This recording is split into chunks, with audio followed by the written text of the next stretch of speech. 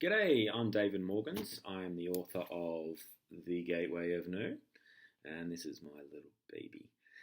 Um, I wanted to tell you today why I have spent so long on this process and what you can expect if you do choose to read it. And also, I'm sure, just the nature of reality I will be sharing in this short little clip, which, knowing when I get started, it probably won't be that short. So I do apologise for that. Now, The Gateway of Nu is about something similar to this, which is a crystal, an octahedral crystal. This is actually fluorite, but the Gateway of Nu is more of an emerald colour than this, or dark emerald. And the Gateway of Nu, the story came to me when I was on a bit of a journey. I was in Hawaii, or in Kauai, and I was there to see a shaman, effectively. And that's just a whole nother story, to be honest. But when I was there, I was on the beach in a place in Kalalau Valley and Kalalau Beach on the Nepali coast of Kauai, and I was slept there for a good couple of weeks in two stints. And at one night, I was lying down and just got woken up, and I was just in a sleeping bag on the beach, basically, because you can mould with sand really easy, and it's quite comfy, and, tropical island, can't complain unless it rains. And, I saw a shooting star, and as you'll probably know, there's no way you can ever look away from a shooting star. So you're kind of always expecting it to stop and fade out. And anyway, this one kind of shot across the sky, and as they do, and it went behind the escarpment, which is around about 800 metre high cliffs. And I was like, okay, there was a bit of a pause, like an extended pause, longer than I kind of expected. And then I heard it hit the ground, and the whole ground shook. And I was like, whoa, this is a bit weird. Like, the beach I was on and the sand, it was actually just moving, like the swells out just not far from me. And I was just, absolutely blessed at that point to have that experience.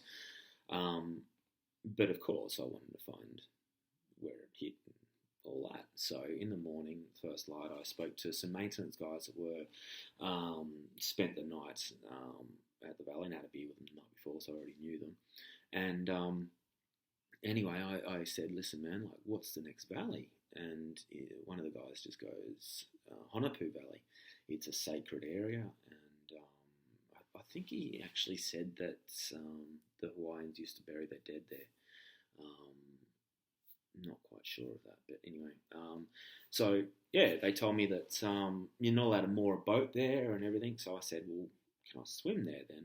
Because I kind of figured that it can't be that far, and I'm a competent swimmer, may as well give it a go. And they sort of said, well, yeah, no worries. And so I promised them that I would go in meditation and ask for permission. And so I did that. So I had some fruit for the morning, because that's kind of all I had at the time. Mainly because there's bananas and guavas and mangoes and stuff in the valley. It's just awesome. And so went into meditation, and I asked if I could go there, and I was I was allowed through the shaman that I was there originally to see. In the meditative state, I was allowed to. I asked him, and that was accepted, and was like, cool, no worries. And this probably has to do with some past lives. Like, Kalalau Valley was something that, for me, I entered the valley and just knew where to go. And I'd sort of walk left, and there would be like a temple there, the footings of an old temple or something. And I was like, oh, wow, why didn't I know that? Like, and just one of those bizarro world kind of experiences, and kind of got even more bizarre when seeing a shooting star hit the ground and now swimming around a point into the unknown. And so the swell wasn't huge, which was good. And so I went around and actually entered the valley, and the valley's just like an 800 metre high amphitheatre, which is just, words can't give it justice, the beauty. Anyway, So I went onto the beach and no other footprints on the beach. Like just, yeah, wow. So I looked everywhere for this shooting star and didn't find it. Came back, had an amazing experience in there, but came back seemingly with nothing, let's just say. And that night I had a dream, and a little girl, which ends up being Sienna in the story of the Gateway of Nu, gave me this. And she had her hands like this and just said, here, this is for you, this is the Gateway of Nu. This is the shooting star. And I was like, oh, okay, so what's all this about? Like, yeah, it's the balance of nature. Yeah, cool. So for the next little while, let's just say decade, I embarked on more of a journey into the self rather than sort of journey into the materialistic world. And I've been blessed to, I guess, have a different understanding of reality to many other people. And being able to write this story has really aided that.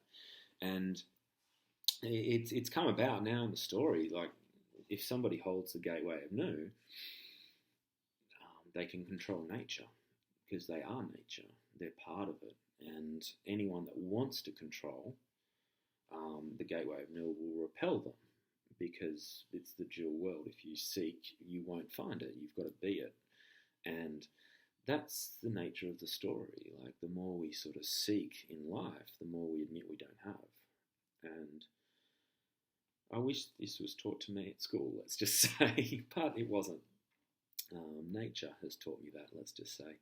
And so now I have a whole novel about this, which is the Gateway of Nu. And Nu is an Egyptian god. Nu was a creator god, and effectively the abyss, or the abyss that all reality came from. Almost like Genesis, there was a black ocean in Genesis, and then God said, "Let there be light," and there was light, and then from there, the light, the dual world of day and night, came about. And I'll touch upon that now. This correlates to the Osiris story in Egyptian mythology, where Osiris was the light, and then his brother was the dual world, or it was just Set. And Set was also known as Satan, and also that was changed to Satan later on. And Satan in Hebrew means adversary. So all this stuff in the Bible about in popular culture or religious culture about Satan being so bad, all it is the adversary, the mirror. And so in a dual world, all we need to do, if we're this, we need this to understand truth.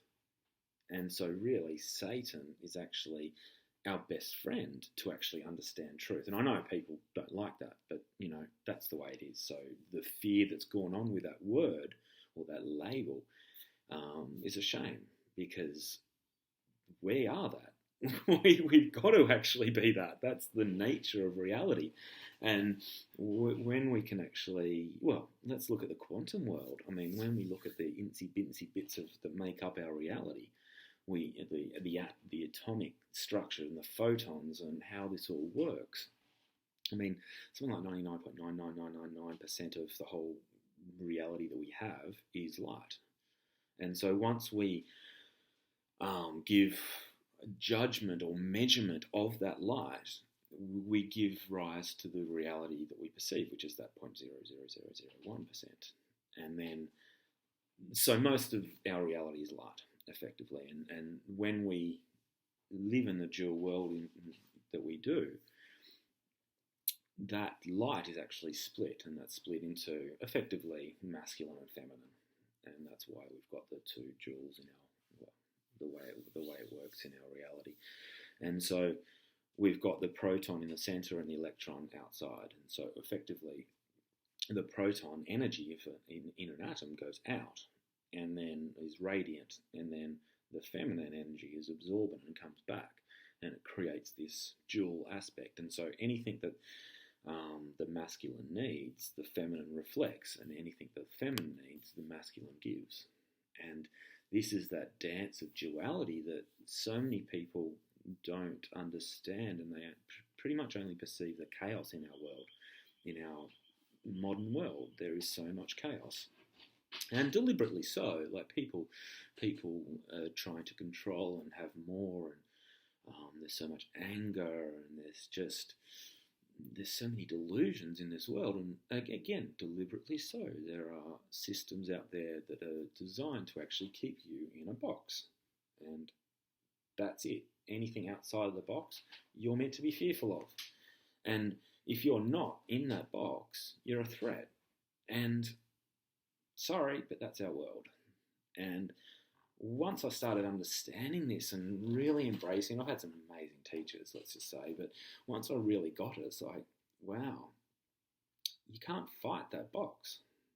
You can only go into yourself and break down every belief system that you've got. And as soon as you do that, it becomes a perpetual releasing and a perpetual forgiveness to the moment. And that all comes back down to the little Eckhart Tolle kind of old cliche of living in the moment, which is kind of like more of an Eastern philosophy.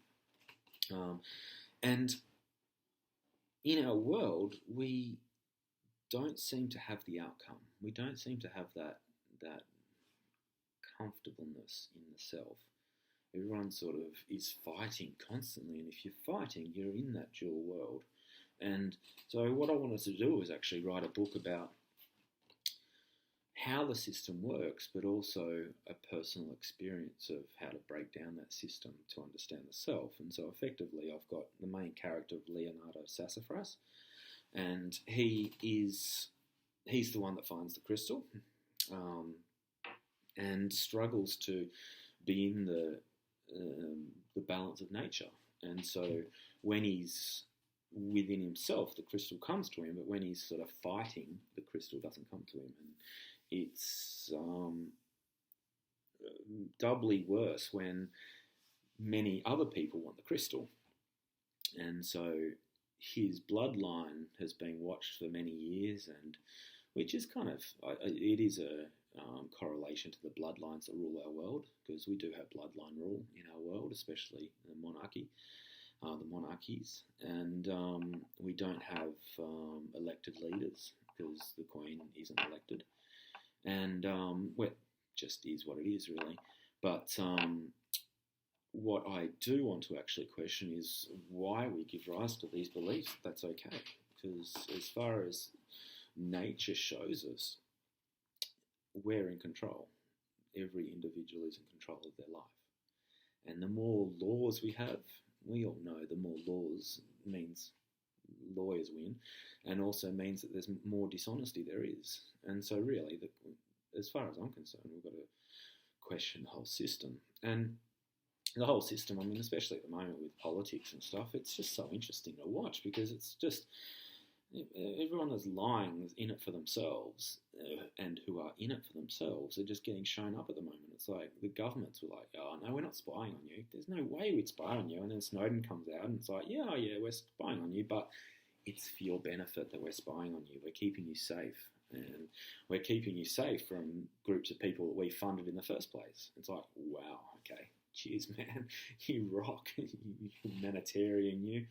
Anyway, that's... I do question this stuff in the book, and how our political structures are, how our banking structures are. I mean, where so many people run their life with money. Oh, they sort of... everything, their life and their value system is all about money, and that value system is, well, central banks are private banks. And... go look it up. That's how it works. And have a look at the fractional reserve system. And that's where banks effectively can print money. You put $10,000 into a bank and they can print $90,000 on top of that from thin air. So 10 times. And it's just craziness how this world works. And we're being hoodwinked. And this is the role of conspiracy, but really... that's not going to be mainstream. Later on, it probably will be. But it's about consciousness, and it's about embracing ourselves. And actually, the more we can embrace ourselves and question and release the belief systems that we've adhered to, the more we can experience a greater reality. And that's what this is about. This isn't a soft read. It's not about having a busy life and then reading to escape. It's not that kind of book. It's a book that's going to question the reason you're being busy. That's about it. And I guess at the time of reading, I was into a lot more than I am now about how the bloodlines and how the control systems worked. And it's a manual on how to actually release from those control systems and become yourself. And that's probably why I'm not into all that now, because I don't need to, because I feel like I've actually freed myself from those illusions. And so in the research that I had done, it's there are people, the illuminated ones, and there are these systems out there, but it comes back down to the ancient worlds. And so in the story, I speak about 13 bloodlines that rule the world, that started 5,125 years ago with, as I said, Set. He's sort of the controlling party to create these bloodlines. And so the story is about breaking that down, and through the story I bring in Egyptian mythology because of this reason. And as I said, with the electron and the proton, it's perfectly equal. Once they are perfectly equal, and I know for the physics-minded, there is the positron that ends up there and there, so it is a balance point. But for now, let's just look at the proton and the electron. Once that comes together, it forms the photon, and the photon is the light, and light is a helical spiral. And once we actually give judgment to that, we split it into the dual world. And so this book is about actually understanding that and understanding this box that we formed to actually break out of it. And by correlating it to Egyptian mythology, most people do resonate to Egyptian mythology, and there's Egyptian mythology everywhere on our earth, especially with the Osiris and the third eye, the pineal gland. I mean, you look at the Vatican and there's huge pine cones, and there's all these symbols, like on the top of the staffs there's pine cones, and then there's the CBS eye, and then you've got the sort of eye in the pyramid on the dollar bill. You've got, even in Australia, our Parliament House has a pyramid on top, and I'm not quite sure if many people have actually understood this, but that's the Freemasonry link, and which is interesting, especially considering in the Australian national emblem, the flower emblem is the acacia, or the golden wattle, and that was used in Freemasonry for initiations of the soul. And so it's just really interesting, the link between Freemasonry, ancient Egypt, effectively, and our current world. And I touch upon that in the book quite a bit. And so what I want to talk about is the Osiris myth, and or legend is probably the best way to put it, and how this correlates to our world now, and how to break free from that world. And the Osiris myth goes that his evil brother, the god of chaos, Set, cut him up into 72 pieces and spread him around the world, around the universe, effectively. And then Isis, Osiris's consort, actually went to the outer depths of the universe and brought it all back together. And with the help of the god of wisdom, which was Thoth, which is the ibis-headed god, and the scribe. And what I wanted to show is how that creates a torus, a toroidal field. And if you look at an atom, the center of the atom is the masculine going out, and the outside of the atom, which is the electron field, is coming back in. So it's the radiant masculine, and then the absorbent feminine, and that creates that loop, which looks like an apple and like a mushroom. You can see that loop. Like everything in nature effectively is on these spirals, especially through the Fibonacci and the phi ratio on that, which I don't really talk about in the book, but very big studies and very cool to look at. And so the whole understanding of the Egyptian mythology is the complete separation into every pathway there is, and then the whole in-breath, effectively. So the out-breath, the masculine, and then the feminine in-breath to actually bring it all in as one. And that's the story, because once all the dual world is released, we become the photon or the light once again, in the same way as the photon gives rise to the masculine and feminine. And so in our lives, if we're fearful of something, there is an equal and opposite force that we've just got to find, of that love aspect that correlates to that, to find it, to give rise to light. And that is the nature of our world, and it happens on every level. And so the outcome is understanding ourselves, and the more we can do that, the more consciousness that we can hold, and the more we can break down the systems that are controlling us and other people, our fellow kin. So that is the story of Osiris and the story of Egyptian mythology, a very snippet of the Egyptian mythology. And so when people are stuck in this world of constant dual world, which is typical our Westminster system of government, basically, but we'll get to that maybe. But once we're that, we don't see the outcome. And so that's what I want to show in the book. There's an outcome. And with all understanding of ourselves, we can have whatever we want in life. Can have the relationships, can have the money. It's just whatever you want, just have it. It is easier to attain when you're free and doing it for the right reasons within yourself, and you can justify them within yourself. And that's what life's about, just breaking down the delusions and breaking down the old belief systems, the redundant belief systems that are just getting in the way of, let's just say, the infinite. And let's talk about the infinite. I mean, this is not new. I've read this many, many times and seen it a lot more. But if there are, in physics, there are infinites.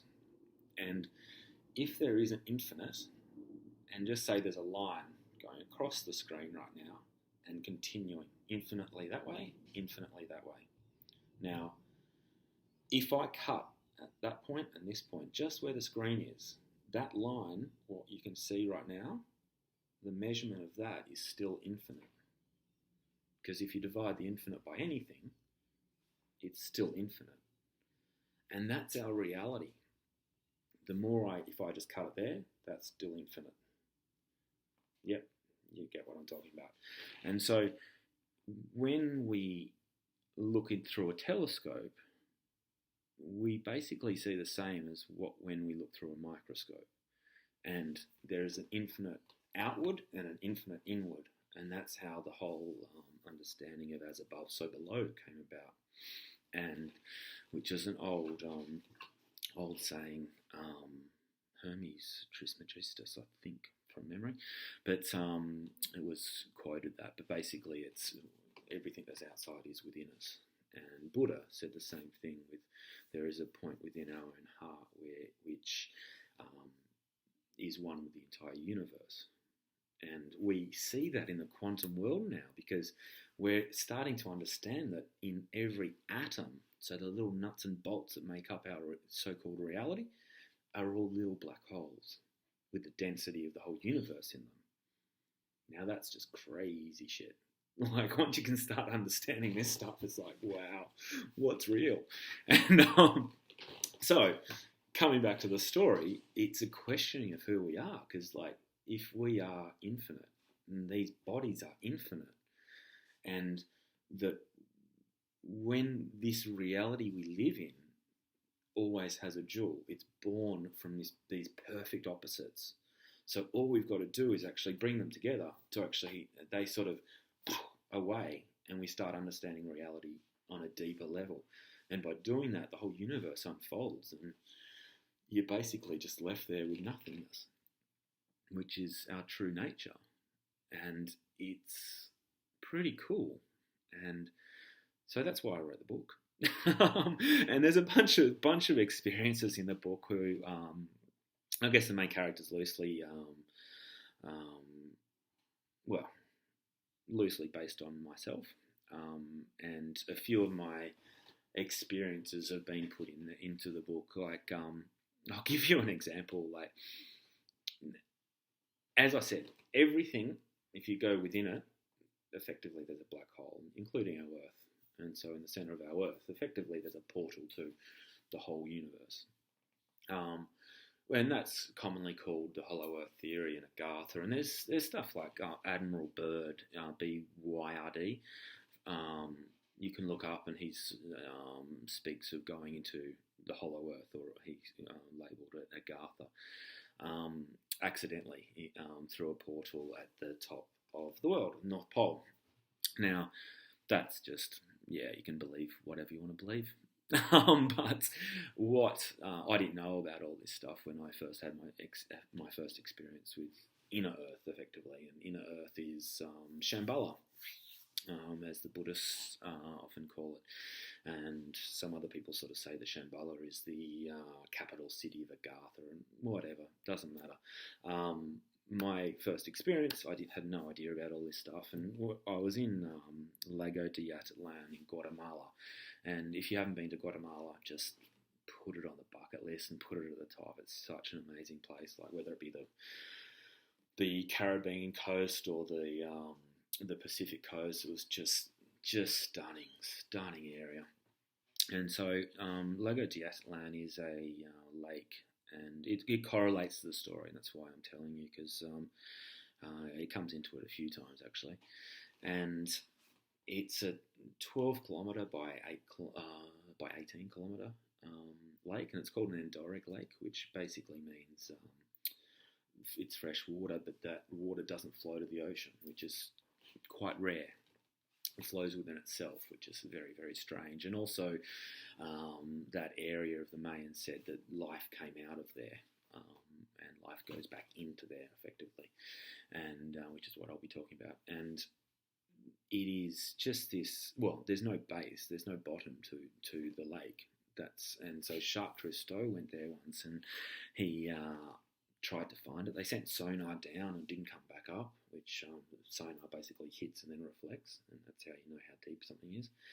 And it was just really cool. And I had this this shaman lady that just gorgeous, and she old Mayan lady was telling me the story in sort of broken Spanish, and my Spanish is muy poquito, and I had this beautiful experience that she was showing me and telling me these Mayan stories. And so I sort of asked her, I was like, well, if there's no bottom, surely we can just travel there like in our spirit bodies and we'll just go there. And she was like, yeah, just basically go and do it. So I did it, and went into meditation. I had a green sort of angelic being here and a purple angelic being up here. And when I say here, I mean massive kind of beings, like probably 8 meters high sort of thing. And they sort of popped me out of my body and took me into the water, where there was Lady of the Lake with these white robes that sort of moved like currents in the water. And it was just, yeah, crazy. It was just beautiful. And went into the Lago de Atitlan and went to the bottom, and there's all these lava chutes down there, and I was like, okay, cool, like that's interesting. And the Lady of the Lake showed me where to go and where I was going. Like there was a bunch of two gatekeepers that were in sort of with big golden stars kind of blocking the way. I was like, okay, cool, like, yeah, this is it. I guess fear nearly sort of stopped me there, and then the Lady of the Lake sort of got them to open up, and I was allowed through this section, and it kind of got to a point where it was just, so, the frequency was just more than I could handle. Like it was massive, but I was still allowed to continue, and saw this little light at the end, and it was kind of like a pastel-y colour light, and it's like a sort of baby blues and sort of that light green, light yellow, light orange sort of colours, and anyway, that got bigger and bigger. And I wasn't sure if I was going to it or it was coming to me. But then got there and turned out to be a well, and it's probably like about 3 meters, something like that. And I stepped out, and not sure if I had clothes on or not, but yeah. Anyway, nobody laughed at me, so I'm assuming I did. And went out, and there was it was a big lake and sort of leading to more of an ocean, I guess, and the really light sun, and then there was temples and just stunning, almost Gothic churches, and yeah, it was beautiful. And cobblestone churches is probably not the right word, actually, because yeah, it wouldn't be any delineation of any religions on the outside of Earth.